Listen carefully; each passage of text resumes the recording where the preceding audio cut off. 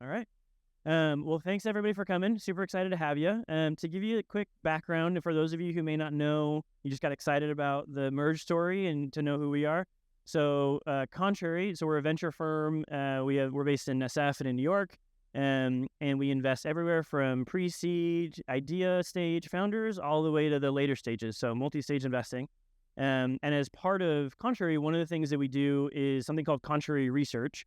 So it's a publication we put out about every month. We're putting out, 15 to 20 memos on different private companies. So we had the privilege of getting to research and write about Merge and tell their story. And so the benefit of this event is to be able to go into the details and get to a little bit more of the behind the scenes look on the company. And then the space that you're in is Contrary NYC. So for those of you who are either starting a company or you're at a job, or you're thinking about leaving, wanting to start a business, this is the best space to be able to do that. We have multiple of our companies that are working out of here. And we have a number of folks who are sort of in that phase of wanting to quit their job, starting to think about something. And so this is a great place to get to come and rub shoulders with builders in New York. So if you're interested in the space, be sure to hit me up or anybody else at Contrary. So that's a little bit of context on Contrary. Now to dive in. So I'm super excited about this. One of the things that I love is looking for these trends where when you hear it, it blows your mind. It doesn't sound right. And then you realize, holy crap, that's a big problem to solve. And in software, we all hear this idea of software eating the world. The idea that your average company can have over 100, 150 different applications to manage, that sounds like a huge mess. You guys are doing God's work, getting out there and organizing the mess. And so super excited to get to dig into the story. Before we dive into Merge, wanted to introduce a little bit of the folks we got here.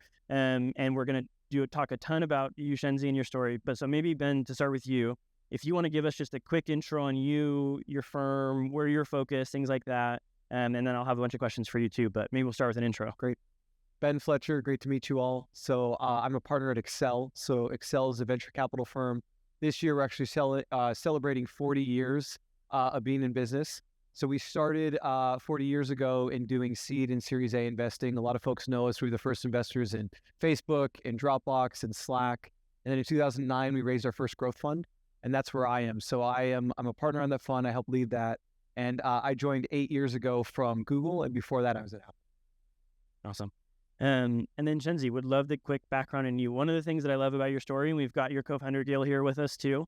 The two of you, what is really cool is that sometimes folks just like are asking a bunch of questions, they're doing opportunity canvassing, they stumble on a problem and then they try and figure out how to understand it.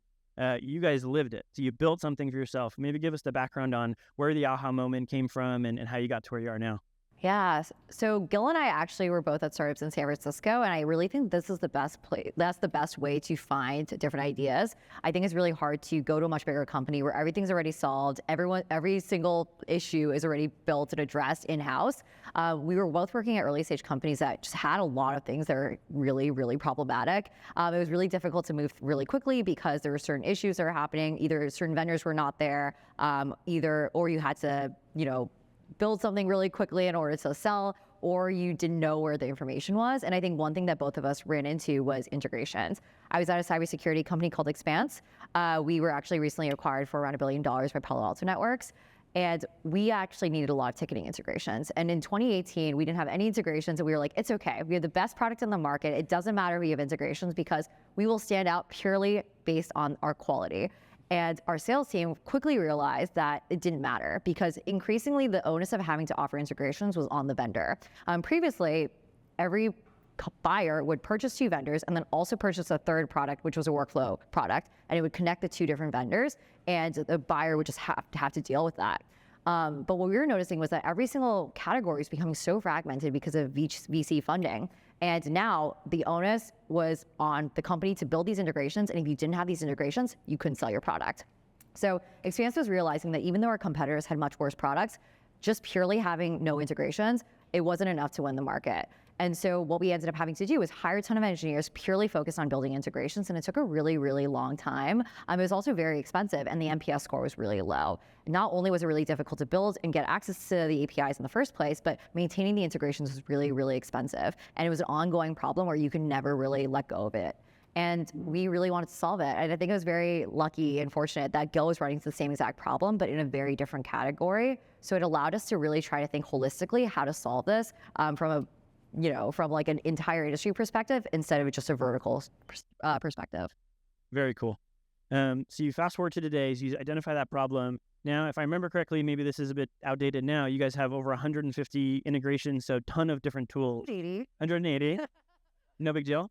So 180 integrations. That sounds like a huge just landscape of things. You've had to understand very different tools from ticketing systems to HR and everything. I'm curious how that has like changed or informed your view of the SaaS landscape more broadly. You mentioned like a ton of venture funding means that there's a bunch of companies maybe chasing the same thing. And so they're all having to build the same integrations and things like that. Are there too many tools? Is it really complex? People are really bad at building their own integrations. Like, how has it informed your view of the SaaS landscape?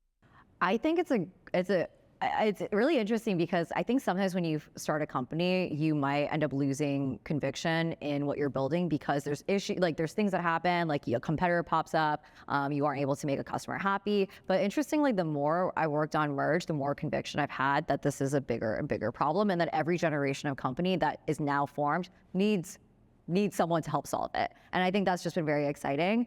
One thing that I've really realized is that before, companies like Oracle, SAP, Workday could just build everything and not provide a great experience, and the buyer would just have to deal because they had such wide market share, and it was so difficult to start a company that you just had to choose between the limited vendors that were out there and just purchase the entire suite instead of being able to pick and choose the best providers for a specific use case. And now, because of venture funding and how easy it is to just start a company, there's a lot of companies that are the best at one specific thing that is a true pain point for every company. And so even at Merge, we're 75 people, we probably have around 100 vendors already that we're using that are really amazing at like either messaging or like, like logging, issues detection. And it's really great for us to be able to pick and choose versus being forced to use a vendor that we hate. I love that. So a follow-up question to that, when you think about the sort of ocean of founders out there who want to build software companies, it feels like it used to be, to your point with your previous company, integrations could actually be a differentiator, where this is like being able to plug into the systems you want. That's powerful. You guys are sort of leveling the playing field, where now it's integrations are table stakes. And so what is the most valuable way that people can differentiate their products if not on integrations? Just have a great product. So good. Yeah, I mean, I think a lot of people would just be like, hey, we have the most integrations, deal with our shitty product.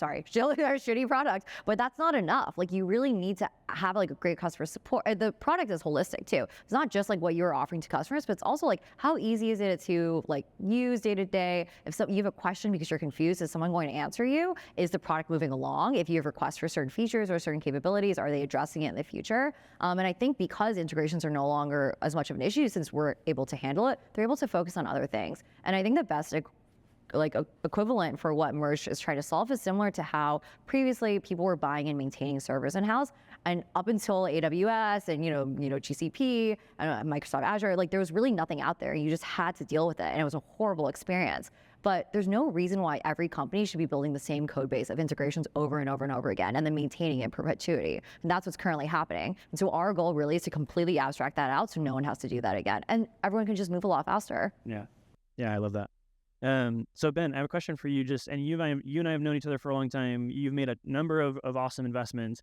One of the things that I really like that I noticed is sort of a consistent pattern in the companies you invest in is that in different categories, sort of solving different problems, but they all take really messy sort of universes of data or things that are going on and like simplify and make it accessible. Obviously, that's what's happening here, being able to enable integrations. And so when you got to hear Merge's story, what was it that sealed the deal for you? What got you most excited? Yeah, well, on your first point, I don't think I even drew the connection between my portfolio. So it's great to see. I do like to look at and see, are there like what we call ditch digging that has occurred in a business when we're going to, partner with those founders. I like to see that it's very, very difficult to replicate. So we invested and we led the Series A in a company called MessageBird. And it's an API that is similar to Twilio, but it's international. And the founder flew around the world and signed 250 carrier agreements so that he could then do end termination through those carriers. And we looked at it and said, that's something that's very, very, very difficult to replicate. And so as we've kind of continued to follow that thesis or that theme, it's very interesting to see like where that can be applied to other areas of software.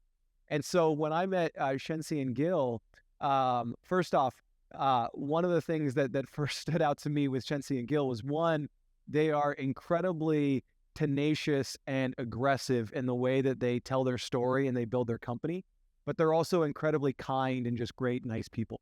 And for me, that's so important because all the founders that I look for, it's going to be 3, 5, 7, 10-year partnership that you're going to have, and you're talking with them weekly, bi-weekly. It's really important that you get to work with great people. So I'm very blessed and fortunate to get to work with them. And that was one of the things that really stuck out. The second thing was on the business. If you look at what they're building, we tried to replicate that or look at that from the competitors that are out there that are doing it. Folks that are saying, hey, we do this from a back-end automation perspective. Others that are saying, hey, we offer this for specific categories. There were very few people that had standardized all the integrations across multiple categories. So going from HR, going to ATS, to ticketing, to e-commerce, to ERP, very, very few vendors, actually no vendors, had gone and built all of the back-end syntax to standardize that with one unified data model and then provide that elegantly through one API. And so I saw very, very similar signs to other companies that had gone and done this laborious, back-breaking ditch digging that I was really excited to see that Shensi and Gil built.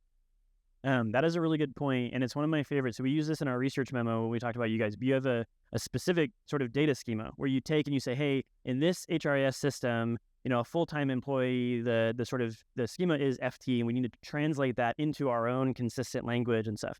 And so to Ben's point, that's a really complicated thing. And then to do that across multiple different systems and iterations and things like that, it's all really complicated. What is the secret sauce of why tackle so many things at once rather than one specific vertical? TAM's not big enough. And I think that was a big benefit of just knowing as a finance person, like if you want to build a big company, you need to do something really difficult. That's a huge pain in the ass. And so I think that was something that we were like, okay, this is going to be really hard to build, not only technically, but also operationally. And when we solve this, no one else can replicate it because it is so difficult to do. And also, we are uniquely excited by this. And I hope you could also tell about like how I talk about it, but like, if someone wanted to try to build what Merge was building, could they really think about it 24/7 like Gil and I do about like integrations, how to normalize it, like what to do? Like it's just it's a really like, it's a very unique thing to be so passionate about. And I love it, but it is really, really hard to do. But I think it's just thinking about like, okay, this is so challenging. We're gonna have to replicate this over and over again and finding patterns across all the different categories. Just dreaming big is really exciting. And our team is also just really, really smart. And every single time Gil and I are also like, wow, this is a really hard problem. And then they'll solve it. And then they're like, oh, we knew they would solve it. But we've just done this repeatedly over and over again. And it's really magical to see how we'll have a problem and then our team will figure it out. Does it, I'm curious, does it inform like doing so much? Because there's a lot of founders who say, I'm just going to focus on one thing, one feature, one module of the business or whatever, sort of nail it and then scale that across lots of different things. But in some ways, these are all very similar problems of understanding data, normalizing it. So does it inform, like doing things in HR, does that inform doing things in ticketing? Like how have you found as you've scaled up to so many different integrations? I think we were very lucky that, and also we had planned that we were always going to go cross category, and planning that ahead allowed us to really invest up front in building a scalable product. We could have definitely just jumped right in and taken some shortcuts and tried to get to market as quickly as possible. But instead we decided to invest in our tooling, invest in our product, invest in our operations so that we would be able to really run once we launched. And yeah, it was worth it. But every single category that we have launched has taught us a lot. But the beautiful thing is every single time we like solve a specific problem or discover a new use case or find something that we haven't solved before, it propagates to all the existing categories and all of our customers benefit from it. So it is really magical to see like all the things that we had solved for ATS. ATS, for instance, is just so much volume of candidates. Like even an SMB might have millions of candidates, and we also have to support deep bidirectional syncing instantly. By the time we got to CRM, already solved. Yeah. There you go. I like that. Okay, so we've talked about like the function of the product. What you've done today is pretty impressive. Take us forward 5-10 years, right? You're laying this foundation. What is the sort of the dream for what Merge can become over time and how you think about it evolving? Anytime a company thinks about offering integrations, they just use Merge. What's the point? What's the point of learning the individual schemas of every single API? One thing that's also really interesting is that we could define what each category looks like permanently. So anytime a a company enters the space, like say a new ticketing provider gets started in YC and they're about to launch a public API. Instead of trying to, configure their own internal database into something that's unique to them, they just look at Merge's API and they're like, we want to be on Merge because we want all of Merge's customers to offer us as an API provider. Let's just copy them. That would be the dream. I like that. It also reminds me of the analogy you gave, right? Where it's things like AWS, where why would anybody go out racking servers when there's something that's so feature rich and you're able to do it just pretty instantaneously. So shifting gears a little bit, one of the things that obviously everybody is excited to chat about in every context, and my mom is texting me about this all the time. Everybody wants to talk about AI, right? So let's talk about AI. Let's give the people what they want. That too. So let's start general, and then we'll go more specific, right? So Ben, for you and your work, what are you most excited about? What are the implications? There's a bunch of different things going on, a lot of headlines, but when it comes down to the sort of nitty gritty, what are you most excited about that you're seeing out there? Yeah, I'd say one of the things, because we get the question a lot around AI, is this a hype cycle? Or should we compare this to other hypey technologies that have happened over the last couple of years? And the thing that gets me the most excited about AI and specifically around the new breakthroughs in generative AI and what's been happening on the transformer model side is there's real ROI that's being created and the use cases are incredibly tangible. Every board meeting that I'm in now, we're talking about AI and how we can use it either within our product or how we can use it to accelerate some of our back office functions. So things around how do we use Copilot within our coding organization? How do we set up a chatbot so that we can do deflection around customer support? How can we do more outbound with more personalization for our sales and marketing teams? There's so many use cases that are now popping up, and the ROI is very clear. The cost savings that you can get, the additional revenue that you can get, it's been really, really impressive to see. So when we're looking for technologies and companies that we're partnering with, they really have that ROI or they have the use cases that are sound, and then the capital can help accelerate that. And do you think, just a follow-up question on that, do you think that it is most likely that it becomes, again, similar to like integrations, where it used to be a competitive differentiation where you had this really unique model for handling data, and now it becomes this sort of table stakes equalizer, and then it all comes back to you just have to build a good product. Even if it can automate certain aspects of workflow or whatever, it all comes back to a good product? Or is there still a long sort of runway of being able to build this stuff is actually going to be a differentiator for some companies? Yeah, so I think it's one is, the nice thing is that we are democratizing a lot of the data. And so how you're actually putting that data into action, where we've had it before, but the last generations of machine learning have been limited for the ability to actually get that into production and to be able to see the value that's being created there. To your question around like companies and whether or not this will be table stakes, I mean, our view is that every company is going to have to define how they want to use it. And it's those companies that are being very opinionated for where they can offer it from a product perspective, as well as where they can offer it from a back office perspective. I think they're very, very different applications for how you can apply the technology. And those that are able to incorporate it within their product, be very opinionated for the use cases that it can solve, and then apply the proprietary data that they have, I think that will be a differentiator for them long term. I like that. So taking it more specifically, so one of the things that as I sort of got to research and learn more about Merge, obviously as a massive API company, documentation is super important. So it feels like there is this universe of sort of information and context you're constantly having to be sharing. So one thought that immediately comes to mind is there an opportunity to automate some of the documentation, actually writing some of these integrations, the work that you're doing? Is that what you're most excited about, or is it something totally different that's most exciting for Merge? It's both some things with documentation and back office, but also like a lot of AI companies need data. Where better to get data from than integrations? And so it's been really exciting to see. We actually haven't even done enough like AI marketing, but we've been seeing a lot of AI companies just naturally gravitate towards Merge because they need these integrations in order to then provide a layer on, in combination with AI, to provide a layer of value to their customers. Super interesting. Is that a different, have you had to change the way you think about anything to better serve those customers? Or is it like, we've been preparing for this since day one? I think we were honestly surprised, and we still get very surprised by the different use cases that end up popping up. One beautiful thing about Merge is that anything that's possible by building directly to an API provider is still possible through us. And so sometimes there'll be situations where we're like, whoa, I didn't realize a customer was using us for this. And that's what happened with AI. Next thing we knew, we found out today we have like a dozen AI companies that just popped up on us and we had no idea. And so it's really exciting to see how people are just like thinking like, okay, what are the building blocks for creating a company? And it's exciting to see Merge be part of that. Yeah. I like that. Does it also inform when you think about, so to your point, every company needs data, the integrations are integral to being able to get that data. Are there categories that you haven't launched yet that you're on the roadmap? Can we break any news? Like, what are you most excited about expanding in terms of your ability to address a broader universe of data? Yeah, there's some categories, but I can't do it in a recording. This is good. Let's turn the cameras off. Let's get some spicy takes. No, this is awesome. Maybe shifting gears a little bit, but maybe we can get some spicy takes here because I feel like this is somewhere where you've got a really strong opinion. You guys, as a company, have built in a really deliberate way. I'm talking about culture. So that's one of the things, Ben, when you mentioned with Merge that it really stuck out is the culture. You guys are very deliberate about 100% in person, really focusing on finding people who are willing to be in the office.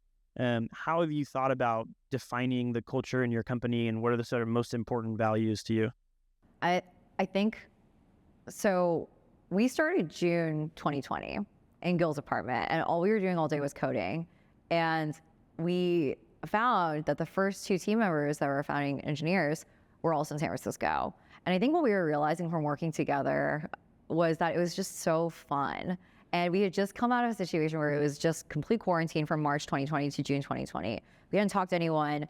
We hadn't like seen people in person. And then, but working together, we were able to just get so much work done. We were able to collaborate. And early stage building is synchronous. It's not async. You have to continuously be collaborating. You have to be like bouncing ideas off of each other. You have to be growing together. And you also have to work together. You're building a team. And so we asked the early team members to go to a WeWork with us, and we would wear masks. We would like sit 6 feet apart. And we just got really close from that experience. And it was really magical. There were also just no distractions because there were no founder dinners. There was Miami, but we weren't going to Miami. And there was nothing going on. So all we would do was work and think about Merge and just build. And it was beautiful. And I kind of equate it to like the Iowa writers like thing. Sorry, I'm like butchering it. But where people like go into solitude and they really focus. And that's what ended up happening with Merge. And I think because of that, we were thinking, okay, what if the next person's also in person? What if the next person's also in person? And we ended up just like having such a magical experience that we were like, you know what, we're going to take the hard route here because building a company is really hard. And there's so many ways that you can just like give up and choose the easy route. Like you can choose to give everyone like a ton of flexibility and just not work that much because it's easier to hire people. You can choose to just make that offer to that person that you think is okay because you'd rather just like hire someone and get it over with. But you want to do the things that end up maximizing the chance of your company being successful. And it just felt like being in person was definitely going to be much harder, but everything else we were doing was also very hard. So why would we not try to increase the chances of success as much as possible? And I think we were also just very lucky that we had been in San Francisco pre-COVID. And pre-COVID San Francisco was magic. Every company was a cult. Every person who worked at Dropbox, Airbnb, like all these companies, they were obsessed with working at these companies and they were so proud of where they worked. And I remember going to the Dropbox cafeteria and I was like, oh my God. And that's gone. All that is gone. And it's such a shame because I do feel like there's so much of like building a company isn't just like building a product, generating revenue and just like, making money. It's also about creating a community that really feels attached to what we're building as a whole. And I think that's really lost with remote work. So Ben, for you, as you've got a bunch of different companies, we were just talking about this before we started, a bunch of different countries in a bunch of different geos all over the place. What have you seen that kind of comes to define the company's cultures that has worked the best? Maybe it's in person, right? That focus on really hard work together, or other things you see commonalities in some of the best cultures. Yeah, the thing that I would say, the companies that do this the best are those that are very opinionated and start from the beginning on how they want to define the culture. And the culture is going to change as you go through different cycles of the company, maybe as you grow up or as you think about, going public, the culture will change. But the companies that I work with that have the best culture and it really kind of permeates throughout the company, Merge being one, Webflow being another that I think of that is, when you think about them and their community, you kind of know what you're going to get there. Same thing with Slack. Like when you talk to those people, when you spend time in the office, when you spend time, you can feel what the company is about. And I think the companies that really get that early on and they make it a point, those are the ones that are successful.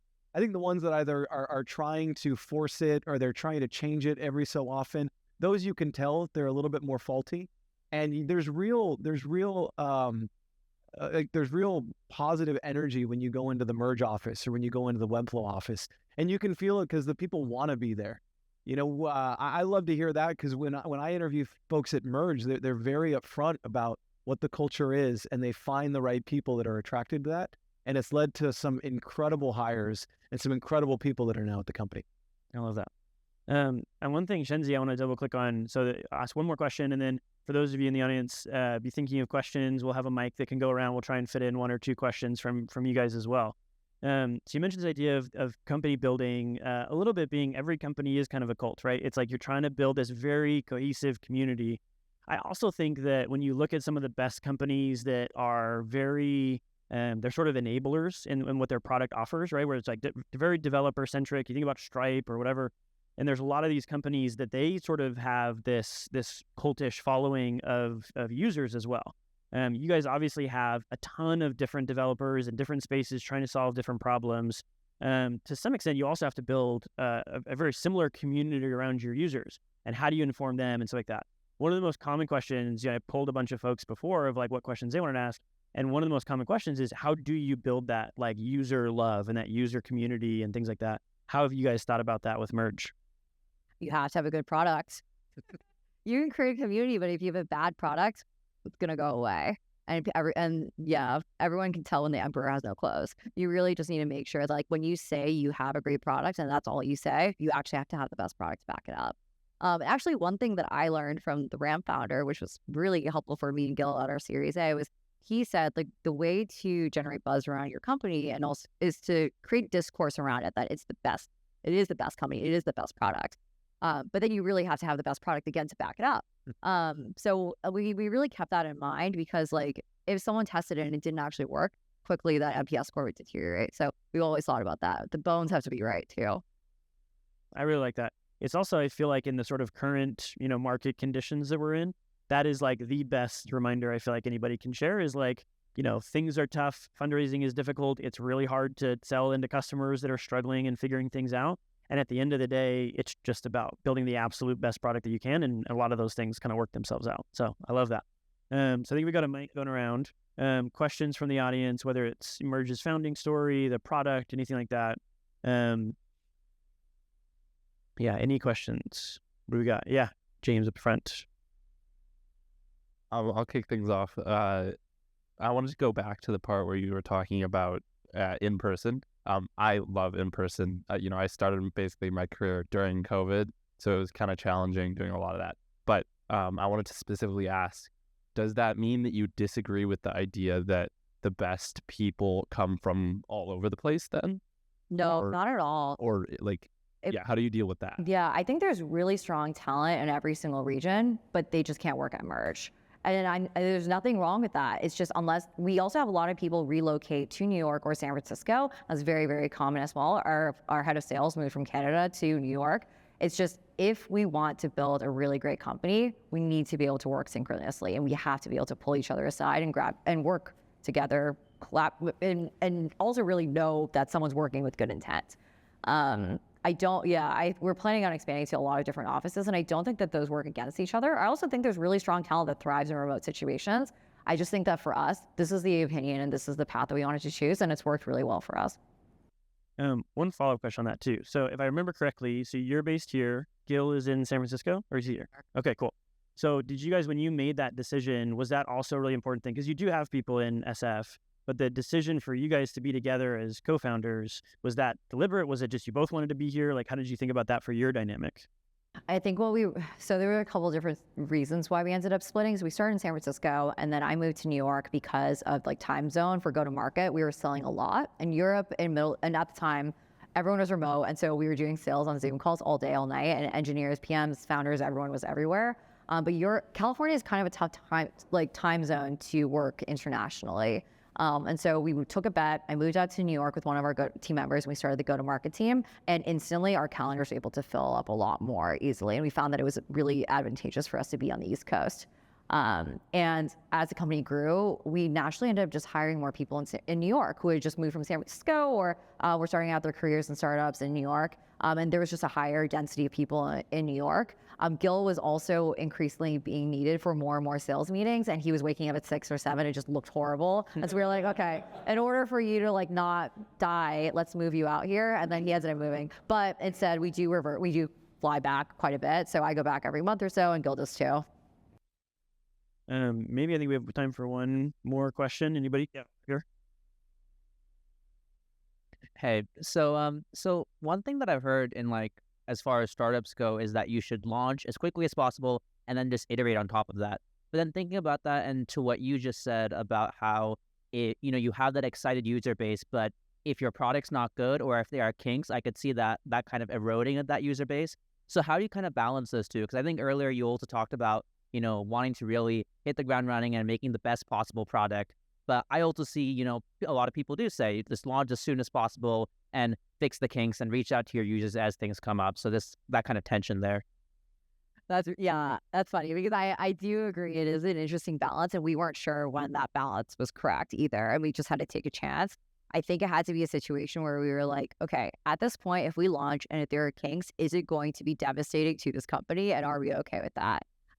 Because especially for infrastructure companies, there's not that much room to fuck up. Like you can't really mess up that badly because people aren't as forgiving if you're critical to their customers and it's end user facing. So we got to the point where we did a lot of QA, we did a lot of testing, and we had built the infrastructure where we felt like it was going to be okay. Still horrible when we launched. Like I'm not gonna lie. I felt like it was really, really awful. And it was traumatic, and we had to like keep fixing things, and there were so many kinks, and like we almost died. But it's all a part of the journey. And I think you just have to like realize like, okay, if I'm at this point, do I think I can fix the bugs? If I can't, then it's not worth doing it. And do you think that it's in a situation where it's forgivable enough and you have the capacity to fix these bugs quickly enough where your customers will quickly forget? Because you don't want your customers to be QA. So there's no formula for it, but it's kind of a gut feeling. Any last questions before we wrap up? Yeah, back here. What annoyed you when you were building Merge? Annoyed me? Challenges. Challenges. Yeah, a lot of people, I feel like people don't talk about this enough, but hiring our first few team members was extremely difficult. And I feel like people don't think about that enough, and they'll just end up hiring whoever is down to join them. But it was really, really, really difficult because one, we were in person. Two, we were really, really picky. We wanted people who were going to work really hard and really care about the company and create a cohesive culture where everyone was really in it.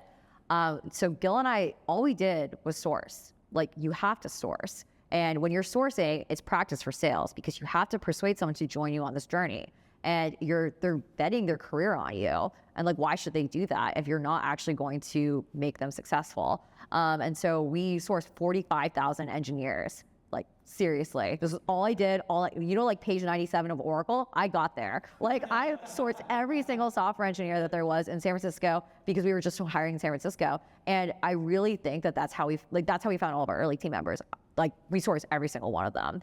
And then we did those interviews, we did those calls. And then guess what? Now when I do an interview, I can tell whether or not someone's going to be good or not pretty quickly because I have that intuition at this point.